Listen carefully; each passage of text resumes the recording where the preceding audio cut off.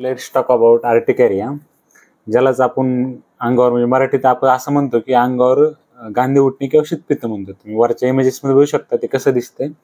तर हे काही नाही म्हणजे काही सिरियस वगैरे नसतं, हे एक प्रकारचे ॲलर्जिक रिॲक्शन असल्यासारखंच आहे.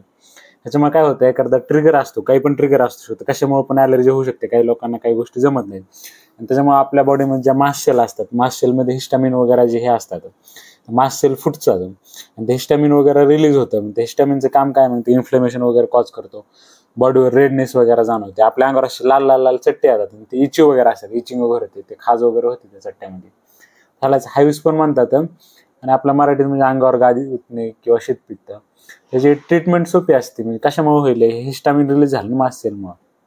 मग आपण काय करू शकतो, ह्याच्यामध्ये अँटीहिस्टामिनिक ड्रग देऊ शकतो, सिट्रिजिन देऊ शकतो किंवा हेक्सोफेनाडिन देऊ शकतो किंवा ते इन्फ्लेमेशन वगैरे कमी कमी होण्यासाठी कॉर्टिकोस्टेरॉइड्स पण आपण देऊ शकतो. आणि होईल मास्ट सेल फुटल्यामुळं तर कधी कधी आपण मास्ट सेल स्टेबलायझर म्हणून ओमेलुझुमॅब नावाचं एक मोनोक्लोनल अँटीबॉडी पण देऊ शकतो.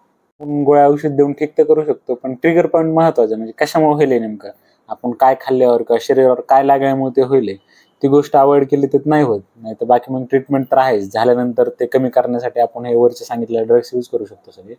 आर्टिकेरिया हायव्स, ज्याला मराठीत आपण अंगावर गादी उठणे किंवा शीतपित्त म्हणतो.